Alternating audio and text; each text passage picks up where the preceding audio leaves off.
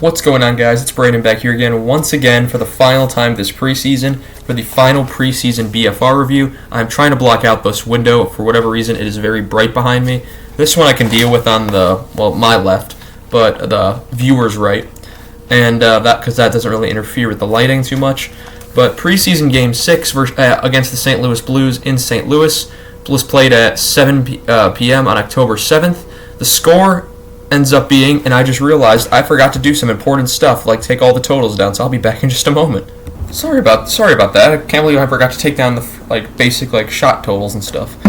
But the score ends up being 5-3 in favor of St. Louis, which win that final preseason game. Shots were 23-16 for St. Louis. Power plays, Chicago 0 for 2, St. Louis 2 for 4. Hits 15-9 Chicago, and faceoffs 26-18 Chicago. Mrazek saves 18 out of 23 in a very sloppy game from him. Binnington saves 11 of 14 before Hofer comes in and saves 2 for 2. Lines for the final preseason game. The only time we'll do lines now is for the first game of the season to start the basis. After that, we will no longer be doing lines. Colton Dach, Lucas Reichel, and Andreas Athanasiou on the first line. Boris Kachuk, Cole Gutman, Joey Anderson. Anders Bjork, Mackenzie Entwistle, Reese Johnson, Mike Hardman, Brent Seney, David Gust. And then on the first pair of the defense, Tenorti and Zaitsev.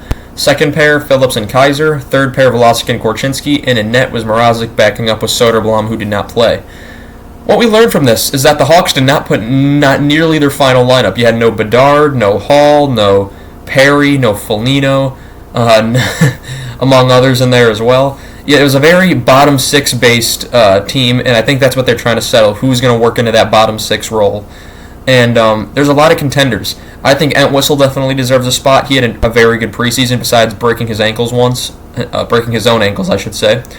But Korchinski, who's played almost every game, I think he's had his mishaps and then he's had his bright moments. I really don't know if they'll send him down for a little bit in the AHL and then bring him up halfway through the year or something. But we'll see how that goes there. In terms on the snow, Hardman, Seney, and Gust, those probably all go to the minors. Gutman he played well when he was in last year. Maybe he gets that spot as a third, fourth line center. Reese Johnson, although I don't really like him too much, he probably will make the team. Joey Anderson's looked good when he's been in. Colton Dach, I really don't know. He's another one of those guys where he's 50-50 for me. I mean, I'm not sure if he's done enough to deserve a spot on the team, but we'll see.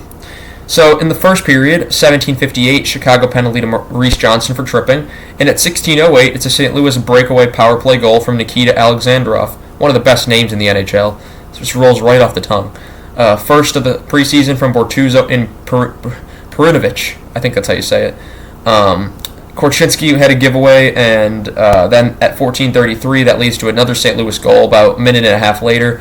It's a turnover, open net goal. Robert Thomas, fourth of the preseason from Kyrou and Buchnevich to make it 2-0.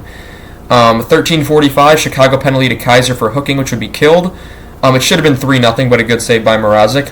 Hawks' first shot came 10 minutes and 48 seconds in. Athanasiou on that chance was saved. Bjork and Korchinski collide, and Hawks were gaining more momentum as the period went along. And at 5:59, that momentum pays off. It's a Chicago open net goal. Lucas Reichel just has to tap it in, and he does it top shelf. First of the preseason, unassisted, to make it 2-1. Why do I think that's not his first of the preseason? I don't know. Maybe it is, maybe it isn't. Maybe he just had some assist. 16th, and then we go to the second period where Kyrou has a whiff at 16:23. It's a St. Louis penalty to Tucker, and that would be for tripping, which would be killed.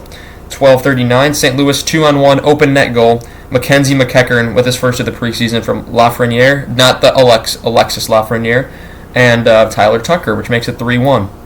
Reichel missed because Dach kind of blocked the shot and was limping back to the bench, but he continued the game. Entwistle and Walker exchanged big hits, Walker being the only Australian currently in the league. 10:48, Chicago penalty to Gust for slashing, and at 10:22, it's another power play goal. Another open net because Mrazek could not stay in position for this game. It's Robert Thomas with his second of the game, his fifth of the preseason from Buchnevich and Kyrou to make it 4-1. Then the wheels kind of start coming off for St. Louis because at 9:38 it's a Chicago deflection goal. Joey Anderson with his first of the preseason from Kachuk and Korchinski, so that's less than a minute later to make it 4-2.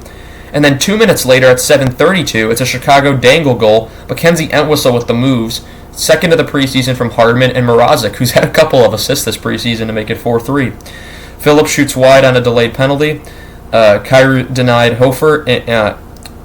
Kyrou was denied. Hofer was in, and then Sini crashed into his own net. I'm not really sure what happened there. It was kind of a big collision. There were like 3 or 4 guys near the net. Big save by Mrazek. 5:31, St. Louis penalty to Tucker for hooking, which would be killed.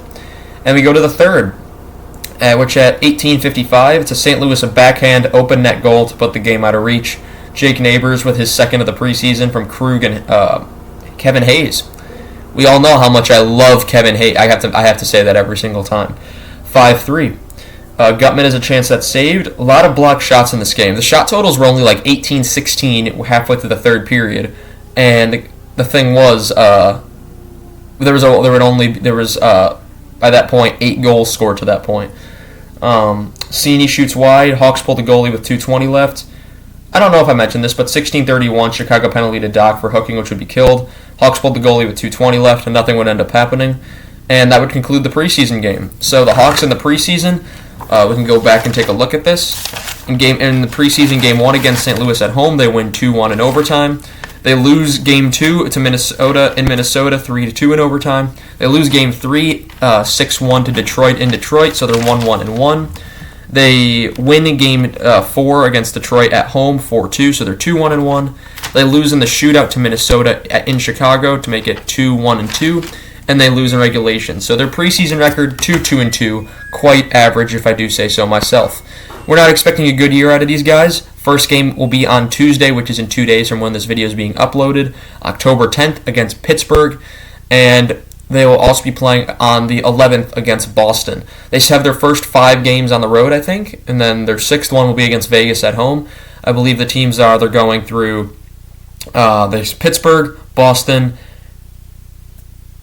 Montreal, Toronto. Those 2 can be interchanged, and then Colorado they end off the road trip with before coming home and playing Vegas. But that's all going to be all I have for you guys today. Next video should be the BFR for Game 1 of the season. It'll be Bedard versus Crosby. Presuming Bedard makes the lineup, he definitely should. He probably definitely will. But I want to thank you guys so much for watching, and I shall see you guys in the next one. Goodbye.